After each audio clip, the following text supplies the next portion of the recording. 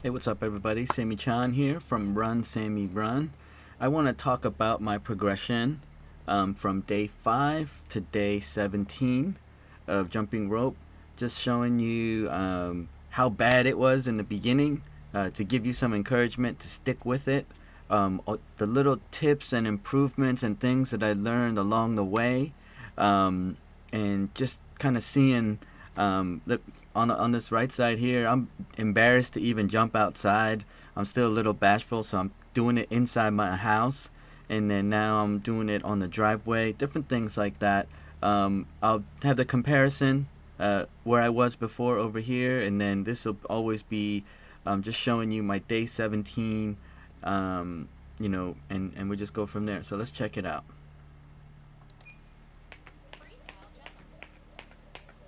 Yeah, I mean, just as you can see over here, I'm jumping way higher. I don't have my thing yet. I mean, if you can take a look, I'm bouncing down, and I'm not really getting that benefit yet of low impact from the jump rope. Different things like that. I mean, I'm jumping really high, as you can see, and over here, I'm just barely just skipping over the rope. And just taking a look at that, there's a couple other things. I'm jumping inside on carpet, and then over here, I'm jumping on top of concrete. Now, if you're a beginner, uh, actually, I recommend this all the time, not just for beginners. Jump on a harder surface, but also jump on top of some sort of foam pad. Now, this is a standard Harbor Freight anti-stress pad. I'll put the link in the description. And the main thing is I'm using cross ropes. Now, everybody thinks it's like, man, $80 for or $100 for jump rope. You're crazy. I gotta tell you, they're worth every single penny when it comes to supporting your exercise. So let's keep going here. Day 5. As you can see, jumping bigger. All right. So let's pause there. We'll skip to day 6, and let's keep going. I'm jumping outside now, but still jumping really high. And my arm position, that's the other thing. I'm trying to keep it tucked in, but when I'm spinning the rope, my arm's coming away, as you can see here.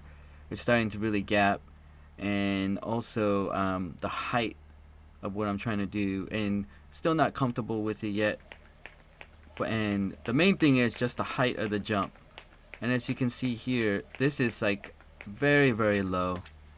And so day 6, getting a little bit better. Let's keep going. Now we're going to go to day 8. Still jumping very high, as you can see. Here you can actually see the shadow of me under the ground. And the other thing is, at this time, I'm using the medium length rope, 5'9", and the rope is landing pretty far in front of me here. And then over here, I've shortened it. I'm now using the green rope. So when I talk about day 17, my improvement, as you can see here, rope length, arm position, speed and cadence. Over here, I'm getting faster. And it's actually easier to jump rope faster once you get things going. So let's keep going here. Definitely jumping high. When you're trying to build up your strength, the higher you jump, the more stress you have on your body. So really settling into a place where you're getting more comfortable, improving your technique. Also, just you're gonna hit yourself in the leg no matter what. You might not see a ton of mess ups in my videos. I kind of like took sections. Maybe that I was a little bit. See, there's a mistake. Just get right going. Now that's the other thing. If you see with everybody who's jumping rope, they do a left, right, and then swing around, right? Putting it behind your legs and swinging it over like the ways that you used to learn before, it doesn't allow you to reset quickly. So this left, right gives you much more momentum to keep going. So, I mean, very little bounce, low impact. I actually did this one on the right side after a 5-mile run. All right, let's keep going here. Day 9. Now, Yeah, so look, mistake from the beginning, no big deal. Just get right back in it. And my arms are still pretty, they keep bouncing away from my body, as you can see over here. And look at that gap on my arms, and you see that. Still jumping pretty high. Just still getting more comfortable with it, but you know, that was 4 days of jumping with the cross rope, right? So now let's go, day 10, sorry about that. Getting better, starting to get a little bit smoother, trying to get more conscious, and just keeping my arm position, breathing, you know. And I change up my shoes because I run, but I was jumping rope almost every day, especially on my off days. Day 11. Things are getting a little bit better. Keep my arms down, as you can see. I'm still making mistakes, no big deal. Just stick with it, you know. But starting to increase my speed.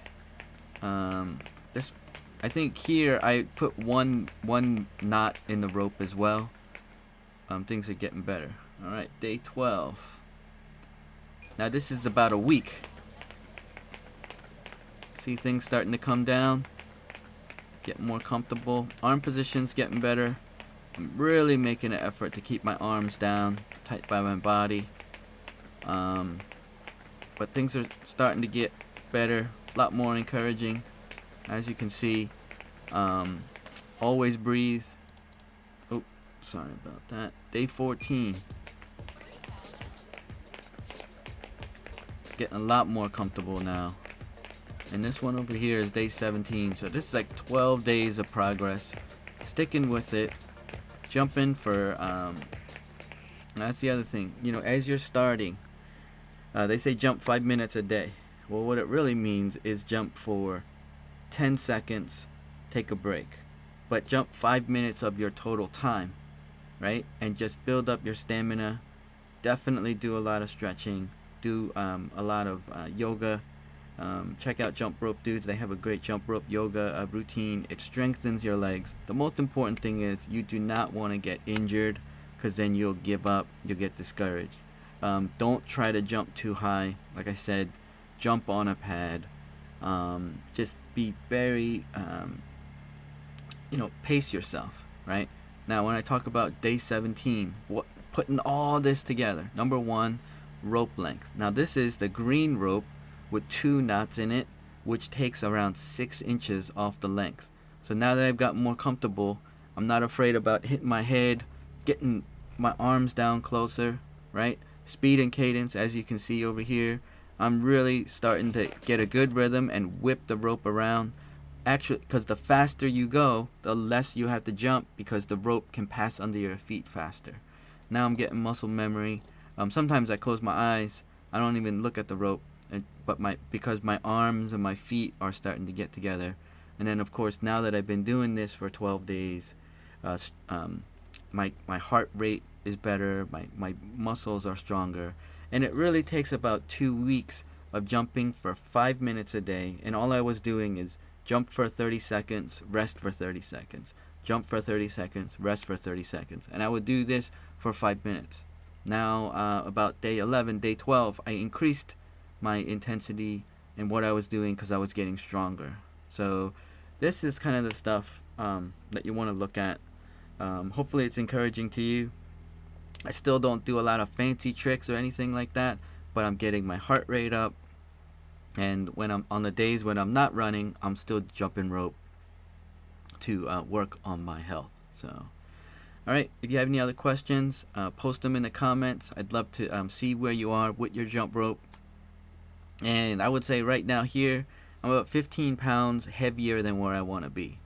I haven't really adjusted my diet. I'm just having fun jumping rope and also running miles. Alright, talk to y'all later. Thanks.